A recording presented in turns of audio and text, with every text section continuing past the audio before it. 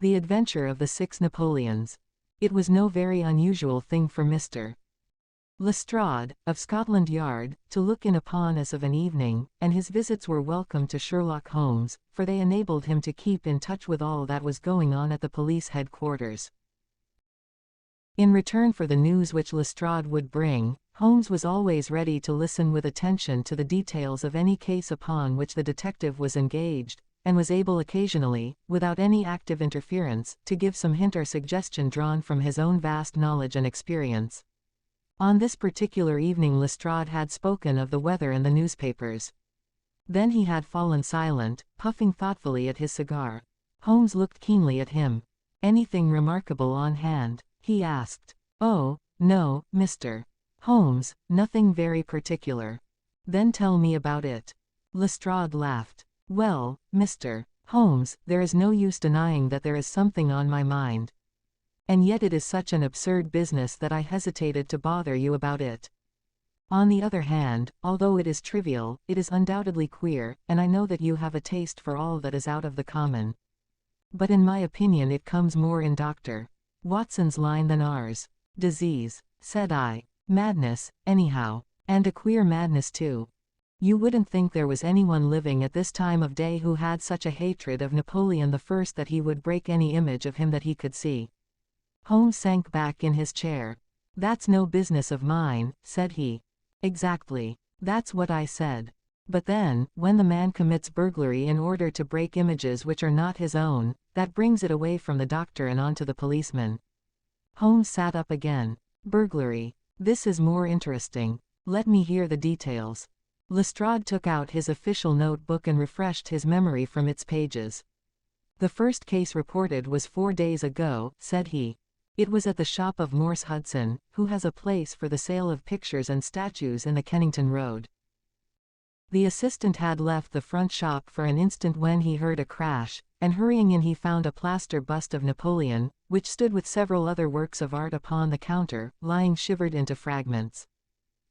He rushed out into the road, but, although several passers-by declared that they had noticed a man run out of the shop, he could neither see anyone nor could he find any means of identifying the rascal.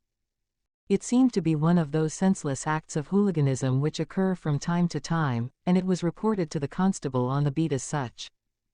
The plaster cast was not worth more than a few shillings, and the whole affair appeared to be too childish for any particular investigation. The second case, however, was more serious and also more singular. It occurred only last night. In Kennington Road, and within a few hundred yards of Morse Hudson's shop, there lives a well-known medical practitioner, named Drive Barnicot, who has one of the largest practices upon the south side of the Thames. His residence and principal consulting room is at Kennington Road, but he has a branch surgery and dispensary at Lower Brixton Road, 2 miles away. This Drive Barnicot is an enthusiastic admirer of Napoleon, and his house is full of books, pictures, and relics of the French emperor. Some little time ago he purchased from Morse Hudson 2 duplicate plaster casts of the famous head of Napoleon by the French sculptor, Devine.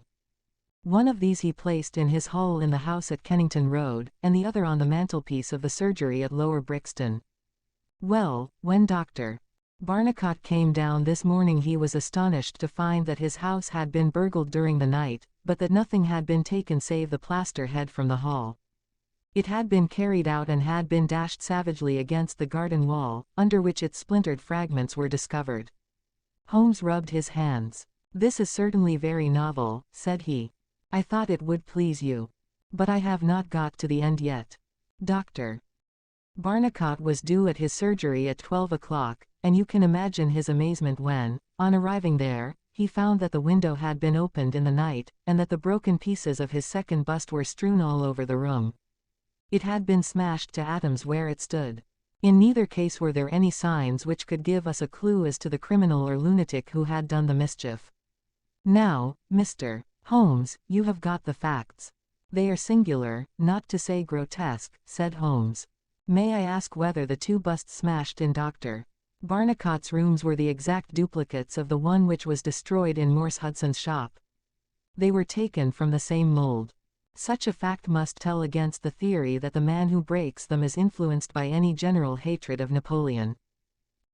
Considering how many hundreds of statues of the great emperor must exist in London, it is too much to suppose such a coincidence as that a promiscuous iconoclast should chance to begin upon 3 specimens of the same bust. Well, I thought as you do, said Lestrade.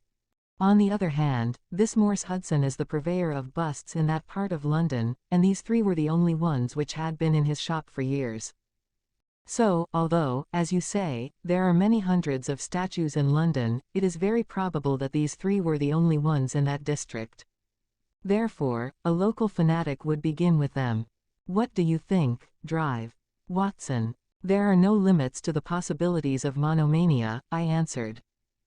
There is the condition which the modern French psychologists have called the idée fixe, which may be trifling in character, and accompanied by complete sanity in every other way. A man who had read deeply about Napoleon, or who had possibly received some hereditary family injury through the Great War, might conceivably form such an idée fixe and under its influence be capable of any fantastic outrage. That won't do, my dear Watson, said Holmes, shaking his head, for no amount of idée fixe would enable your interesting monomaniac to find out where these busts were situated. Well, how do you explain it? I don't attempt to do so. I would only observe that there is a certain method in the gentleman's eccentric proceedings. For example, in Dr. Barnicot's hall, where a sound might arouse the family, the bust was taken outside before being broken, whereas in the surgery, where there was less danger of an alarm, it was smashed where it stood. The affair seems absurdly trifling, and yet I dare call nothing trivial when I reflect that some of my most classic cases have had the least promising commencement. You will remember, Watson, how the dreadful business of the Abernethy family was first brought to my notice by the depth which the parsley had sunk into the butter upon a hot day. I can't afford, therefore, to smile at your 3 broken busts, Lestrade, and I shall be very much obliged to you if you will let me hear of any fresh developments of so singular a chain of events. The development for which my friend had asked came in a quicker and an infinitely more tragic form than he could have imagined. I was still dressing in my bedroom next morning when there was a tap at the door and Holmes entered, a telegram in his hand. He read it aloud. Come instantly, 131, Pitt Street, Kensington. Lestrade. What is it, then? I asked. Don't know, maybe anything. But I suspect it is the sequel of the story of the statues. In that case our friend, the image breaker, has begun operations in another quarter of London. There's coffee on the table, Watson, and I have a cab at the door. In half an hour we had reached Pitt Street, a quiet little backwater just beside one of the briskest currents of London life. Number 131 was one of a row, all flat-chested, respectable, and most unromantic dwellings. As we drove up we found the railings in front of the house lined by a curious crowd. Holmes whistled. By George, it's attempted murder at the least. Nothing less will hold the London message boy. There's a deed of violence indicated in that fellow's round shoulders and outstretched neck. What's this, Watson? The top step swilled down and the other one's dry. Footsteps enough, anyhow. Well, there's Lestrade at the front window, and we shall soon know all about it. The official received us with a very grave face and showed us into a sitting room, where an exceedingly unkempt and agitated elderly man, clad in a flannel dressing gown, was pacing up and down. He was introduced to us as the owner of the house, Mr. Horace Harker, of the Central Press Syndicate. It's the Napoleon bust business again, said Lestrade. You seemed interested last night, Mr. Holmes, so I thought perhaps you would be glad to be present now that the affair has taken a very much graver turn. What has it turned to, then? To murder. Mr. Harker, will you tell these gentlemen exactly what has occurred? The man in the dressing gown turned upon us with a most melancholy face. It's an extraordinary thing, said he, that all my life I have been collecting other people's news, and now that a real piece of news has come my own way I am so confused and bothered that I can't put 2 words together. If I had come in here as a journalist I should have interviewed myself and had 2 columns in every evening paper. As it is I am giving away valuable copy by telling my story over and over to a string of different people, and I can make no use of it myself. However, I've heard your name, Mr. Sherlock Holmes, and if you'll only explain this queer business I shall be paid for my trouble in telling you the story." Holmes sat down and listened. "It all seems to center round that bust of Napoleon which I bought for this very room about 4 months ago. I picked it up cheap from Harding Brothers, 2 doors from the High Street station.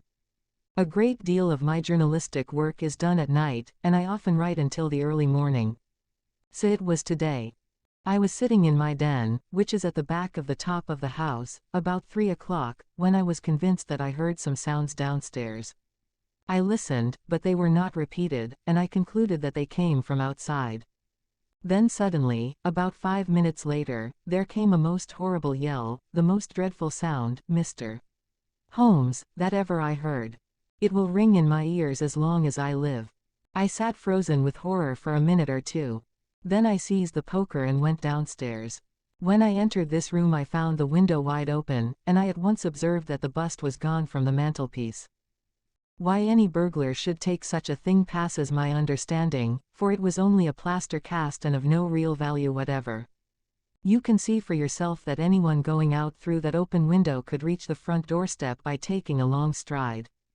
This was clearly what the burglar had done, so I went round and opened the door. Stepping out into the dark I nearly fell over a dead man who was lying there. I ran back for a light, and there was the poor fellow, a great gash in his throat and the whole place swimming in blood. He lay on his back, his knees drawn up, and his mouth horribly open. I shall see him in my dreams. I had just time to blow on my police whistle, and then I must have fainted, for I knew nothing more until I found the policeman standing over me in the hall. "Well, who was the murdered man?" asked Holmes. "There's nothing to show who he was," said Lestrade. "You shall see the body at the mortuary, but we have made nothing of it up to now. He is a tall man, sunburned, very powerful, not more than 30. He is poorly dressed, and yet does not appear to be a laborer. A horn-handled clasp knife was lying in a pool of blood beside him. Whether it was the weapon which did the deed, or whether it belonged to the dead man, I do not know. There was no name on his clothing, and nothing in his pockets save an apple, some string, a shilling map of London, and a photograph. Here it is. It was evidently taken by a snapshot from a small camera. It represented an alert, sharp-featured simian man with thick eyebrows, and a very peculiar projection of the lower part of the face like the muzzle of a baboon." "And what became of the bust?" asked Holmes, after a careful study of this picture. "We had news of it just before you came. It has been found in the front garden of an empty house in Campden House Road. It was broken into fragments. I am going round now to see it. Will you come?" "Certainly. I must just take one look round." He examined the carpet and the window. "The fellow had either very long legs or was a most active man," said he. "With an area beneath, it was no mean feat to reach that window ledge and open that window. Getting back was comparatively simple. Are you coming with us to see the remains of your bust, Mr. Harker?" The disconsolate journalist had seated himself at a writing table. "I must try and make something of it," said he, "though I have no doubt that the first editions of the evening papers are out already with full details. It's like my luck. You remember when the Stand fell at Doncaster? Well, I was the only journalist in the Stand, and my journal the only one that had no account of it, for I was too shaken to write it. And now I'll be too late with a murder done on my own doorstep." As we left the room we heard his pen traveling shrilly over the foolscap. The spot where the fragments of the bust had been found was only a few hundred yards away. For the first time our eyes rested upon this presentment of the great emperor, which seemed to raise such frantic and destructive hatred in the mind of the unknown. It lay scattered in splintered shards upon the grass. Holmes picked up several of them and examined them carefully.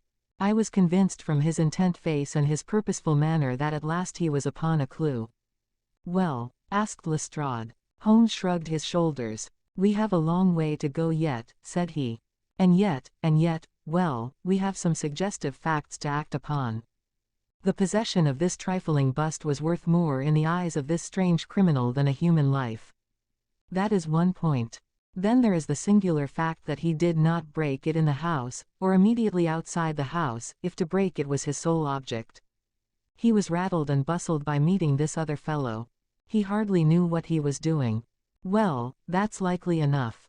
But I wish to call your attention very particularly to the position of this house in the garden of which the bust was destroyed. Lestrade looked about him. It was an empty house, and so he knew that he would not be disturbed in the garden. Yes, but there is another empty house farther up the street which he must have passed before he came to this one. Why did he not break it there, since it is evident that every yard that he carried it increased the risk of someone meeting him? I give it up, said Lestrade. Holmes pointed to the street lamp above our heads. He could see what he was doing here and he could not there. That was his reason. By Jove, that's true, said the detective. Now that I come to think of it, drive. Barnicot's bust was broken not far from his red lamp. Well, Mr. Holmes, what are we to do with that fact? To remember it, to docket it. We may come on something later which will bear upon it. What steps do you propose to take now, Lestrade? The most practical way of getting at it, in my opinion, is to identify the dead man. There should be no difficulty about that. When we have found who he is and who his associates are, we should have a good start in learning what he was doing in Pitt Street last night, and who it was who met him and killed him on the doorstep of Mr. Horace Harker. Don't you think so? No doubt, and yet it is not quite the way in which I should approach the case. What would you do, then? Oh, you must not let me influence you in any way. I suggest that you go on your line and I on mine. We can compare notes afterwards, and each will supplement the other. Very good, said Lestrade. If you were going back to Pitt Street you might see Mr. Horace Harker. Tell him from me that I have quite made up my mind, and that it is certain that a dangerous homicidal lunatic with Napoleonic delusions was in his house last night. It will be useful for his article. Lestrade stared. You don't seriously believe that? Holmes smiled. Don't I? Well, perhaps I don't. But I am sure that it will interest Mr. Horace Harker and the subscribers of the Central Press Syndicate.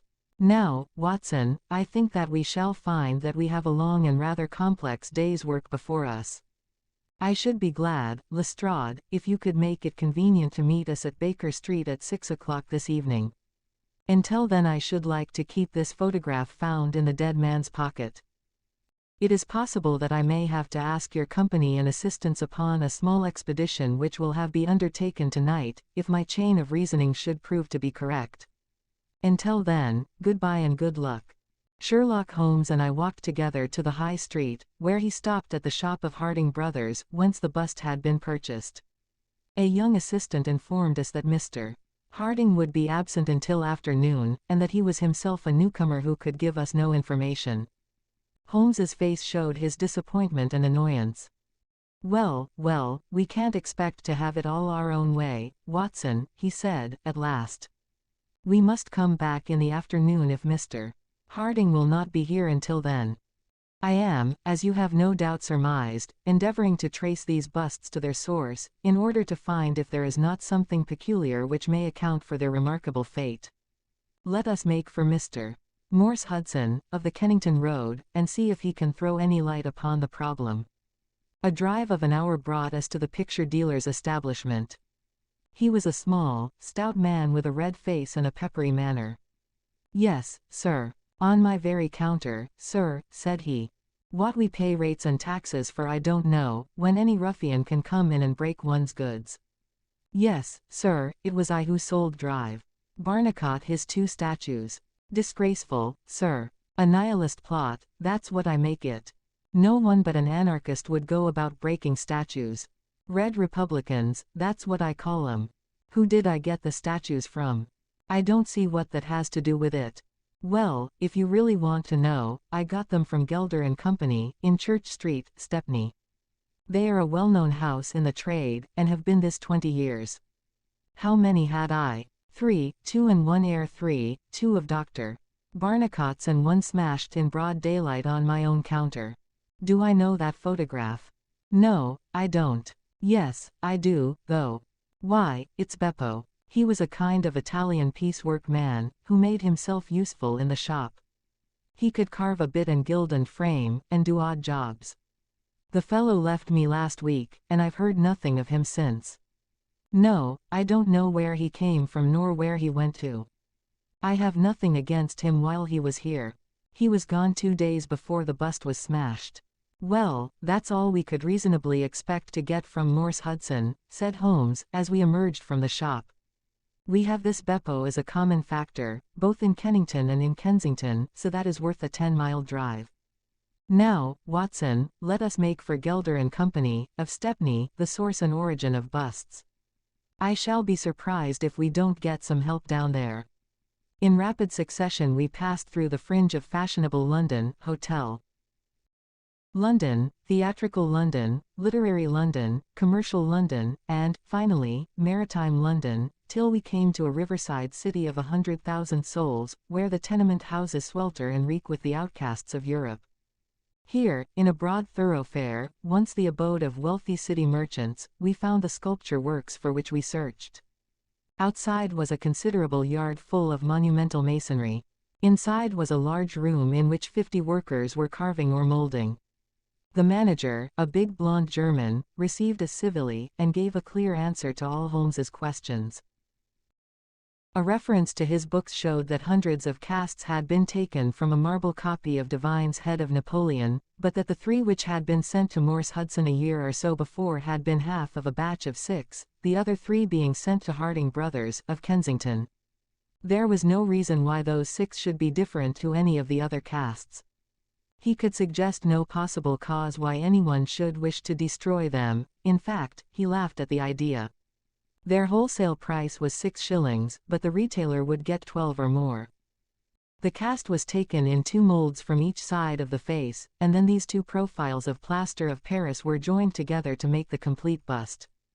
The work was usually done by Italians in the room we were in.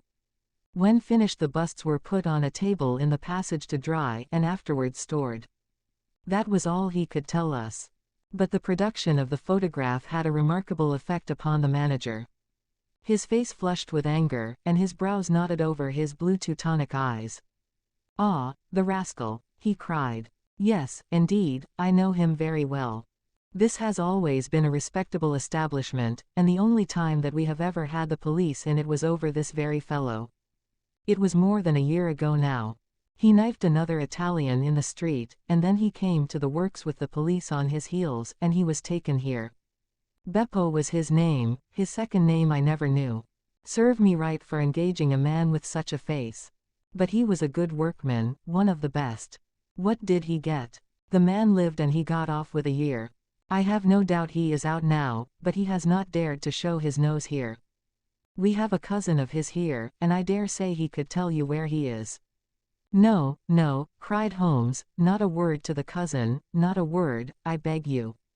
The matter is very important, and the farther I go with it the more important it seems to grow.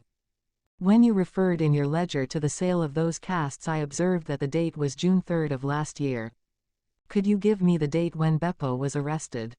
"I could tell you roughly by the pay list," the manager answered.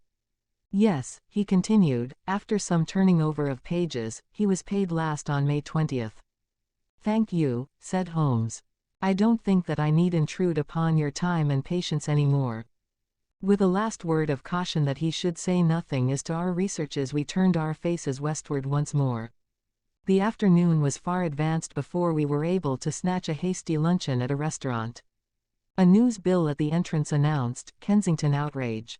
Murder by a madman," and the contents of the paper showed that Mr. Horace Harker had got his account into print after all.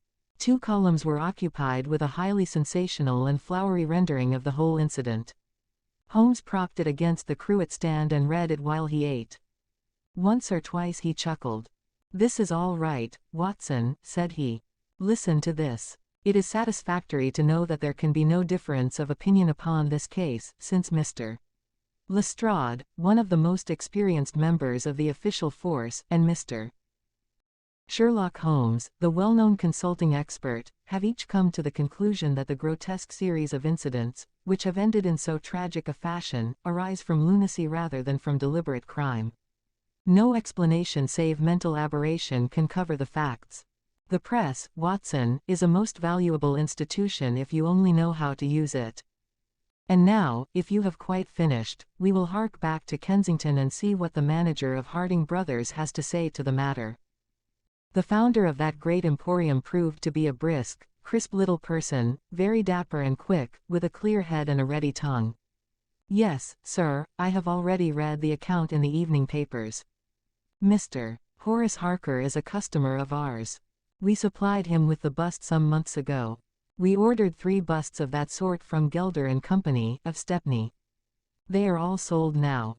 To whom? Oh, I dare say by consulting our sales book we could very easily tell you. Yes, we have the entries here. 1 to Mr. Harker, you see, and 1 to Mr. Josiah Brown, of Laburnum Lodge, Laburnum Vale, Chiswick, and 1 to Mr. Sandiford, of Lower Grove Road, Reading.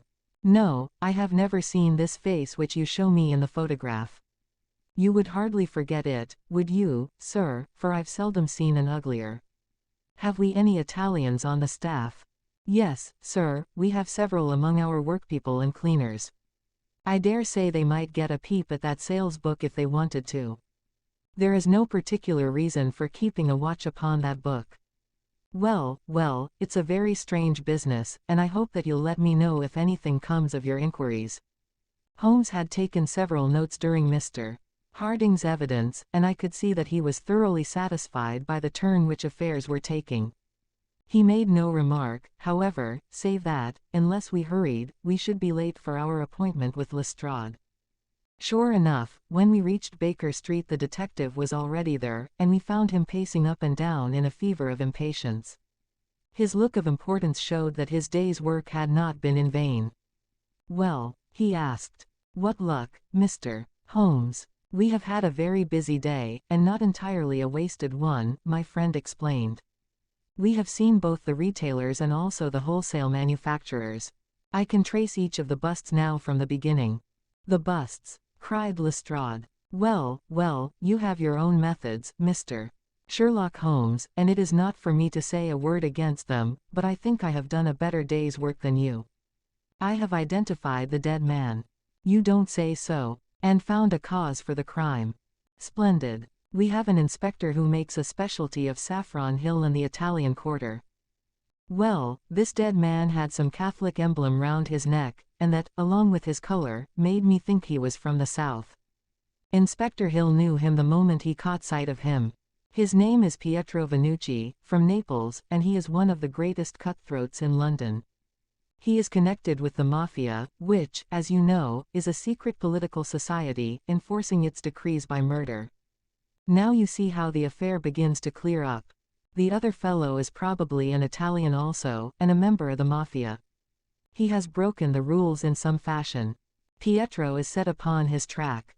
Probably the photograph we found in his pocket is the man himself, so that he may not knife the wrong person. He dogs the fellow, he sees him enter a house, he waits outside for him, and in the scuffle he receives his own death wound. How is that, Mr.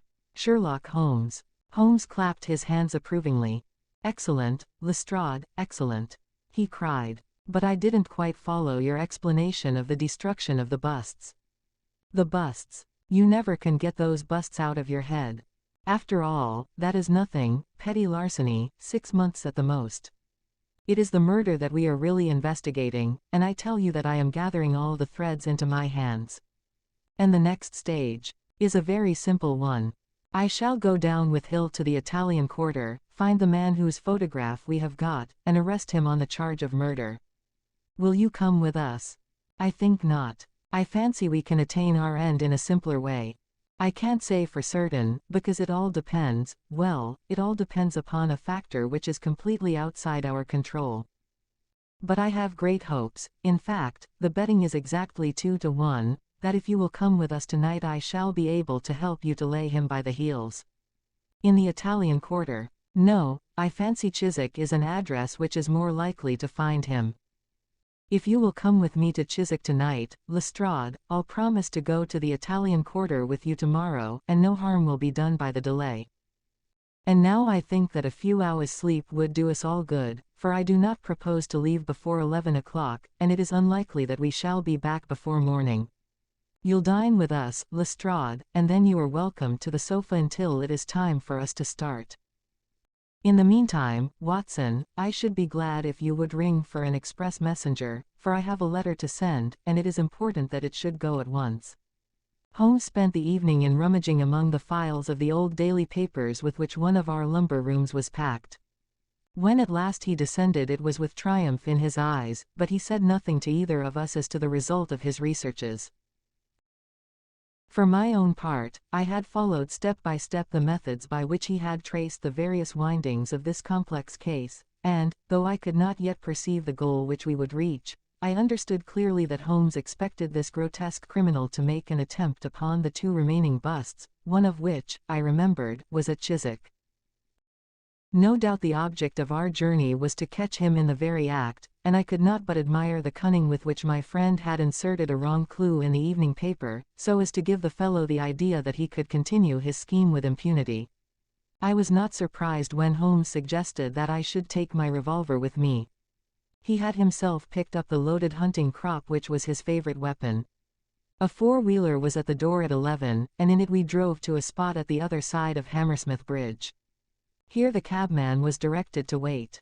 A short walk brought us to a secluded road fringed with pleasant houses, each standing in its own grounds. In the light of a street lamp we read, "Laburnum Villa," upon the gate-post of one of them.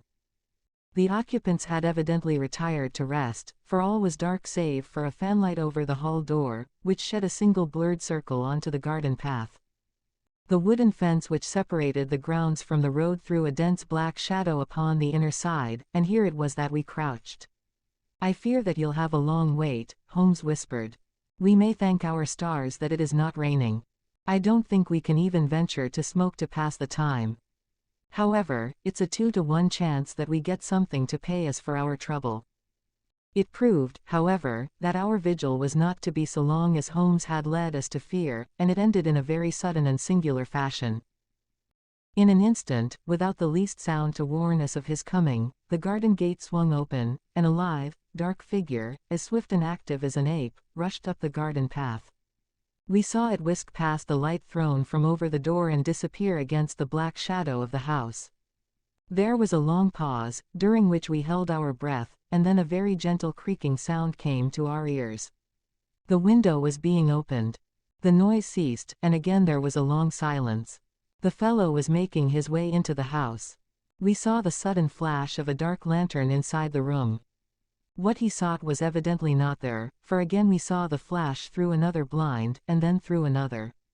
"Let us get to the open window. We will nab him as he climbs out," Lestrade whispered. But before we could move, the man had emerged again. As he came out into the glimmering patch of light, we saw that he carried something white under his arm. He looked stealthily all round him. The silence of the deserted street reassured him. Turning his back upon us, he laid down his burden, and the next instant there was the sound of a sharp tap, followed by a clatter and rattle. The man was so intent upon what he was doing that he never heard our steps as we stole across the grass plot. With the bound of a tiger, Holmes was on his back, and an instant later Lestrade and I had him by either wrist and the handcuffs had been fastened. As we turned him over, I saw a hideous, sallow face, with writhing, furious features, glaring up at us, and I knew that it was indeed the man of the photograph whom we had secured. But it was not our prisoner to whom Holmes was giving his attention. Squatted on the doorstep, he was engaged in most carefully examining that which the man had brought from the house. It was a bust of Napoleon like the one which we had seen that morning, and it had been broken into similar fragments. Carefully Holmes held each separate shard to the light, but in no way did it differ from any other shattered piece of plaster. He had just completed his examination when the hall lights flew up, the door opened, and the owner of the house, a jovial, rotund figure in shirt and trousers, presented himself. "Mr. Josiah Brown, I suppose," said Holmes. "Yes, sir, and you, no doubt, are Mr. Sherlock Holmes. I had the note which you sent by the express messenger, and I did exactly what you told me. We locked every door on the inside and awaited developments. Well, I'm very glad to see that you have got the rascal. I hope, gentlemen, that you will come in and have some refreshment." However, Lestrade was anxious to get his man into safe quarters, so within a few minutes our cab had been summoned and we were all four upon our way to London. Not a word would our captive say, but he glared at us from the shadow of his matted hair, and once, when my hand seemed within his reach, he snapped at it like a hungry wolf. We stayed long enough at the police station to learn that a search of his clothing revealed nothing save a few shillings and a long sheath knife, the handle of which bore copious traces of recent blood. "That's all right," said Lestrade, as we parted. "Hill knows all these gentry, and he will give a name to him. You'll find that my theory of the Mafia will work out all right. But I'm sure I am exceedingly obliged to you, Mr. Holmes, for the workmanlike way in which you laid hands upon him. I don't quite understand it all yet." "I fear it is rather too late an hour for explanations," said Holmes. "Besides, there are one or two details which are not finished off, and it is one of those cases which are worth working out to the very end. If you will come round once more to my rooms at 6 o'clock tomorrow, I think I shall be able to show you that even now you have not grasped the entire meaning of this business, which presents some features which make it absolutely original in the history of crime. If ever I permit you to chronicle any more of my little problems, Watson, I foresee that you will enliven your pages by an account of the singular adventure of the Napoleonic busts." When we met again next evening, Lestrade was furnished with much information concerning our prisoner. His name, it appeared, was Beppo, second name unknown. He was a well-known ne'er-do-well among the Italian colony. He had once been a skillful sculptor and had earned an honest living, but he had taken to evil courses and had twice already been in jail, once for a petty theft and once, as we had already heard, for stabbing a fellow countryman. He could talk English perfectly well. His reasons for destroying the busts were still unknown, and he refused to answer any questions upon the subject, but the police had discovered that these same busts might very well have been made by his own hands, since he was engaged in this class of work at the establishment of Gelder and Company. To all this information, much of which we already knew, Holmes listened with polite attention, but I, who knew him so well, could clearly see that his thoughts were elsewhere, and I detected a mixture of mingled uneasiness and expectation beneath that mask which he was wont to assume. At last he started in his chair and his eyes brightened. There had been a ring at the bell. A minute later we heard steps upon the stairs, and an elderly, red-faced man with grizzled side whiskers was ushered in. In his right hand he carried an old-fashioned carpet bag, which he placed upon the table. "Is Mr. Sherlock Holmes here?" My friend bowed and smiled. "Mr. Sandiford, of Reading, I suppose?" said he. "Yes, sir, I fear that I am a little late, but the trains were awkward. You wrote to me about a bust that is in my possession." "Exactly. I have your letter here. You said, 'I desire to possess a copy of Devine's Napoleon, and am prepared to pay you £10 for the one which is in your possession.'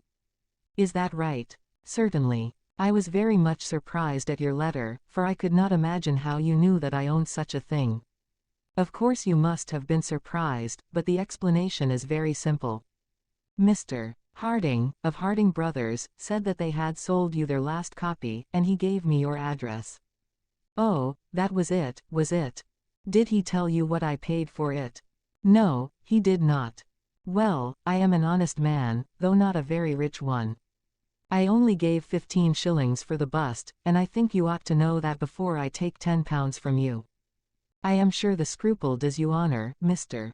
Sandiford. But I have named that price, so I intend to stick to it." "Well, it is very handsome of you, Mr. Holmes. I brought the bust up with me, as you asked me to do. Here it is." He opened his bag, and at last we saw placed upon our table a complete specimen of that bust which we had already seen more than once in fragments. Holmes took a paper from his pocket and laid a £10 note upon the table. "You will kindly sign that paper, Mr. Sandiford, in the presence of these witnesses. It is simply to say that you transfer every possible right that you ever had in the bust to me. I am a methodical man, you see, and you never know what turn events might take afterwards. Thank you, Mr. Sandiford, here is your money, and I wish you a very good evening." When our visitor had disappeared, Sherlock Holmes's movements were such as to rivet our attention. He began by taking a clean white cloth from a drawer and laying it over the table. Then he placed his newly acquired bust in the center of the cloth. Finally, he picked up his hunting crop and struck Napoleon a sharp blow on the top of the head. The figure broke into fragments, and Holmes bent eagerly over the shattered remains. Next instant, with a loud shout of triumph, he held up one splinter, in which a round, dark object was fixed like a plum in a pudding. "Gentlemen," he cried, "let me introduce you to the famous Black Pearl of the Borgias." Lestrade and I sat silent for a moment, and then, with a spontaneous impulse, we both broke out clapping as at the well-wrought crisis of a play. A flush of color sprang to Holmes's pale cheeks, and he bowed to us like the master dramatist who receives the homage of his audience. It was at such moments that for an instant he ceased to be a reasoning machine, and betrayed his human love for admiration and applause. The same singularly proud and reserved nature which turned away with disdain from popular notoriety was capable of being moved to its depths by spontaneous wonder and praise from a friend. "Yes, gentlemen," said he, "it is the most famous pearl now existing in the world, and it has been my good fortune, by a connected chain of inductive reasoning, to trace it from the Prince of Colonna's bedroom at the Dacre Hotel, where it was lost, to the interior of this, the last of the 6 busts of Napoleon which were manufactured by Gelder and Company, of Stepney. You will remember, Lestrade, the sensation caused by the disappearance of this valuable jewel, and the vain efforts of the London police to recover it. I was myself consulted upon the case, but I was unable to throw any light upon it. Suspicion fell upon the maid of the princess, who was an Italian, and it was proved that she had a brother in London, but we failed to trace any connection between them. The maid's name was Lucretia Vannucci, and there is no doubt in my mind that this Pietro who was murdered 2 nights ago was the brother. I have been looking up the dates in the old files of the paper, and I find that the disappearance of the pearl was exactly 2 days before the arrest of Beppo for some crime of violence, an event which took place in the factory of Gelder and Company, at the very moment when these busts were being made. Now you clearly see the sequence of events, though you see them, of course, in the inverse order to the way in which they presented themselves to me. Beppo had the pearl in his possession. He may have stolen it from Pietro, he may have been Pietro's confederate, he may have been the go-between of Pietro and his sister. It is of no consequence to us which is the correct solution. The main fact is that he had the pearl, and at that moment, when it was on his person, he was pursued by the police. He made for the factory in which he worked, and he knew that he had only a few minutes in which to conceal this enormously valuable prize, which would otherwise be found on him when he was searched. 6 plaster casts of Napoleon were drying in the passage. One of them was still soft. In an instant Beppo, a skillful workman, made a small hole in the wet plaster, dropped in the pearl, and with a few touches covered over the aperture once more. It was an admirable hiding place. No one could possibly find it. But Beppo was condemned to a year's imprisonment, and in the meanwhile his 6 busts were scattered over London. He could not tell which contained his treasure. Only by breaking them could he see. Even shaking would tell him nothing, for as the plaster was wet it was probable that the pearl would adhere to it, as, in fact, it has done. Beppo did not despair, and he conducted his search with considerable ingenuity and perseverance.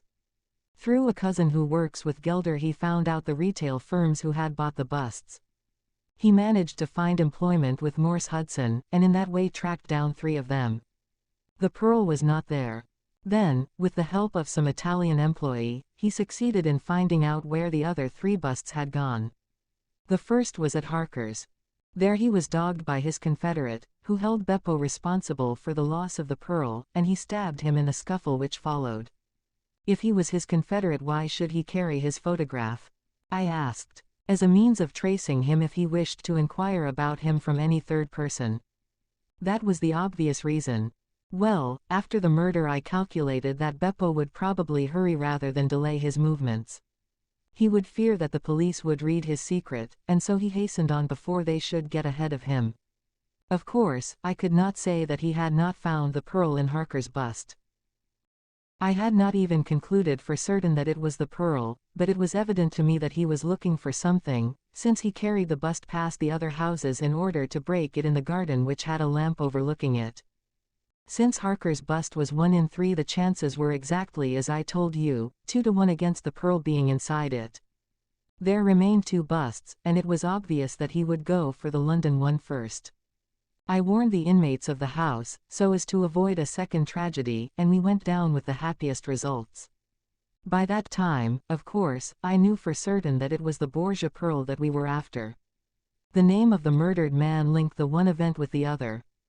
There only remained a single bust, the reading one, and the pearl must be there.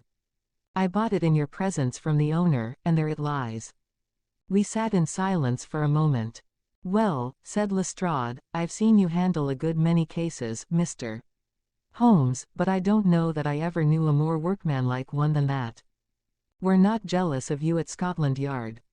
No, sir, we are very proud of you, and if you come down tomorrow there's not a man, from the oldest inspector to the youngest constable, who wouldn't be glad to shake you by the hand. Thank you, said Holmes. Thank you. And as he turned away it seemed to me that he was more nearly moved by the softer human emotions than I had ever seen him. A moment later he was the cold and practical thinker once more. Put the pearl in the safe, Watson, said he, and get out the papers of the Conk Singleton forgery case. Goodbye, Lestrade. If any little problem comes your way I shall be happy, if I can, to give you a hint or two as to its solution.